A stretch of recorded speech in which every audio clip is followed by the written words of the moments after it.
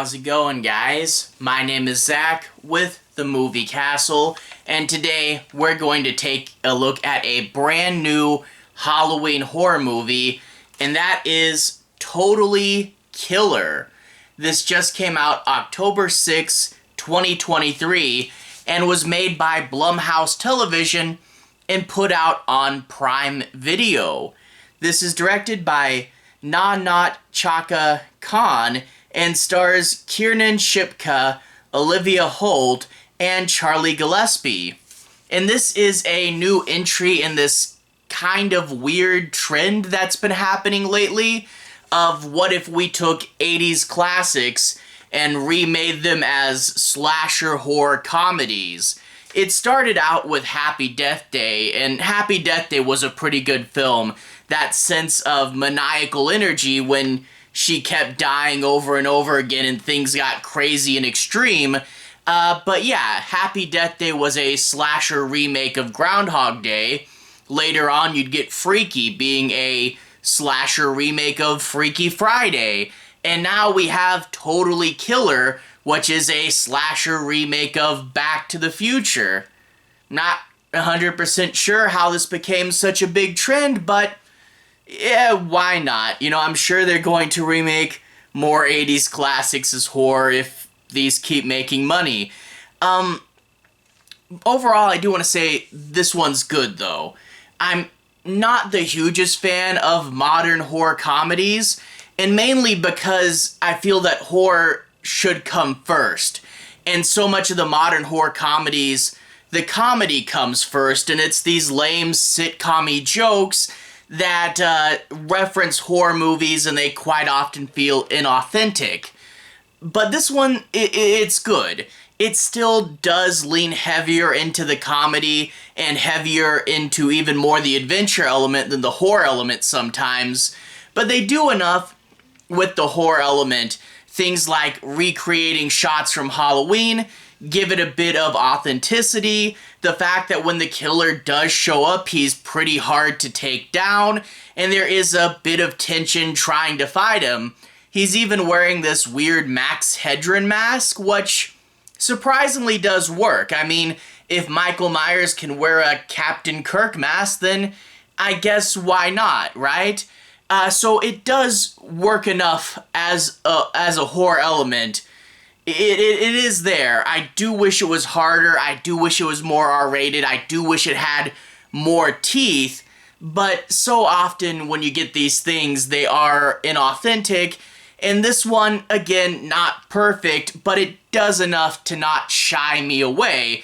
And again, I want to say, me saying that it's good, even though not great, is a huge step up from a lot of the horror comedies that are out there today, let me tell you what. Now, I guess in regard to the comedy, there is a few things with it, though. It does eat up most of the movie. This is a comedic movie. But a lot of the jokes fall on the same note. Hey, weren't the 80s a tougher time? And weren't they so different from today? Which, yeah, you can get some mileage out of that. But it does appear to be the same style of joke at about the same level over and over again throughout the movie. And I do wish it went a little harder. I mean, you're going back to the 80s when things were tough anyway. They could have really pulled some dark humor, but it was fairly restrained. And also, the characters didn't change too much. I mean, some people in the 80s were a little nicer by the end of the film. But you really could have made, you know, the two groups learn a lot from each other. You could have made the hero, the final girl, be a lot tougher by the end of the film. But, you know, it doesn't seem to change them too much. And I do wish there was a more depth with the humor and the meaning in this film. But as it stands now, it's still a good film, and I guess it makes sense to do this Back to the Future thing because, you know, legacy sequels are such a thing now, you know, with the Blumhouse Halloween being a new group of people connected to the old Halloween, having someone from essentially a legacy sequel go back in time to the original, we seem to have fit a movie that it really works in, you know? So, overall, totally killer. It is good. It's not great, and I would have made it harder and darker and stuff, but it's still a totally fun, watchable movie, even though it's not the best thing ever. In order to analyze it further, let's talk a bit about the plot. No major spoilers, but let's talk about a few things in order to dig deeper. We open up with our main girl in the present. She has two dorky parents who insist they were cooler in the past. And we do meet a few other grown-ups, obviously setting up for when we go into the past and see their younger selves. And I do like we do spend a bit of time in the present getting our foundation down. We find out that this town had a killer 35 years ago. That was when the mother was young, and out of her friend group, she was the only one that survived, and she's been paranoid that the killer might come back. You know, she's taken martial arts and she's taught her daughter as well. It's not the Laurie Strode of the Blumhouse Halloween, but she is prepared, you know, so there's that. And we also have her best friend, who for the science fair is working on a time machine, which, yeah, I mean, that is a bit of a jarring sci-fi element right there at the beginning, but it needs to be there for the setup. It is kind of weird that it's her friend, because basically her friend's mom had been working on this back in the 80s, but she wasn't able to get there with the technology of the past, and her daughter is looking through her notebooks and building it now. The thing is, though, the mom's still alive. I don't know why the main girl couldn't just be friends with the mom. That'd be like if Doc Brown had a son and Marty was friends with the son. I don't know. But anyway, she's building it. The killer, of course, is going to come back after 35 years. The legacy sequel motif. The killer will break in and kill the mom, and then come after the daughter as well. She'll be chased through the fair, she'll try to hide in the time machine, and when the killer stabs the time machine, that will get it to finally work and will send her back in time.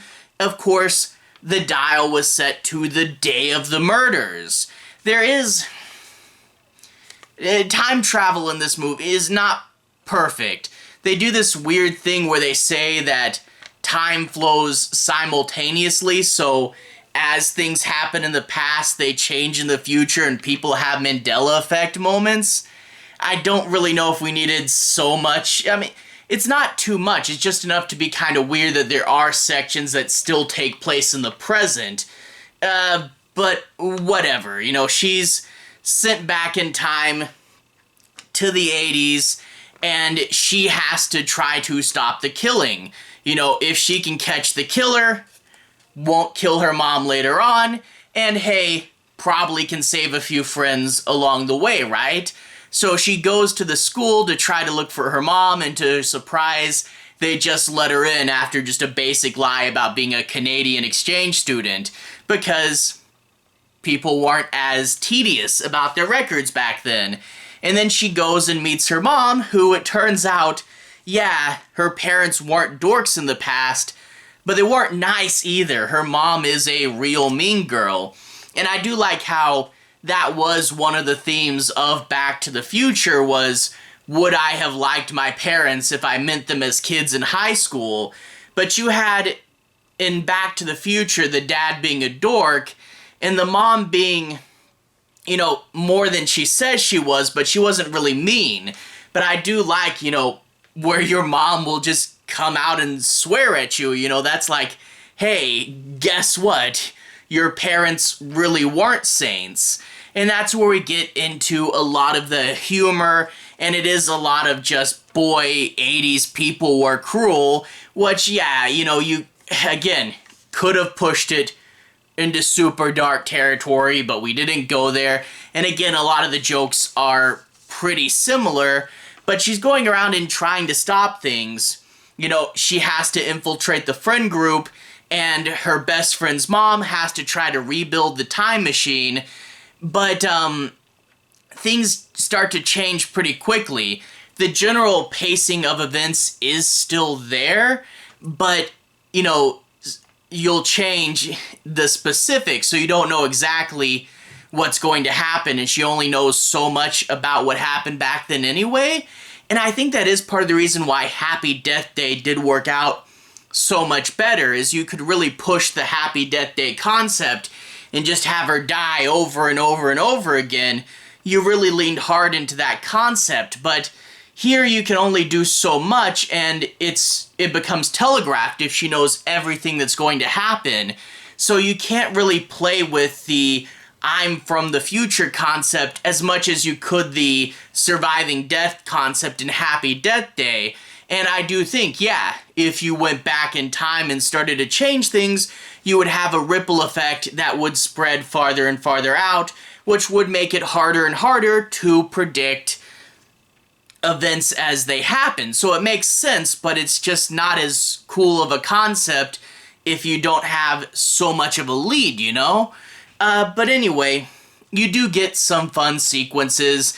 They go to a scary cabin, they go to a haunted house, there's a fairground sequence. It is good enough, but again, it is a case of something that, you know, me as a horror fan, that's where I'm coming in from. I do wish it was darker, and I wish it was more complex. But as it stands, you know, you get a killer running around in a Max Headroom mask. That's fun for some reason. So overall, it's good. Not exactly what I would have preferred, but it's fun and worth a watch. Anyway, to everyone who's watched so far, thank you for watching. To everyone who's liked and subscribed, thank you. You really are helping the channel out. I'll leave a relevant playlist on the bottom. This should be my 2023 playlist. If you want to see me talk about other 2023 movies, from Blumhouse, I talked about Megan. Another Halloween movie, Haunting in Venice, I've talked about in here as well.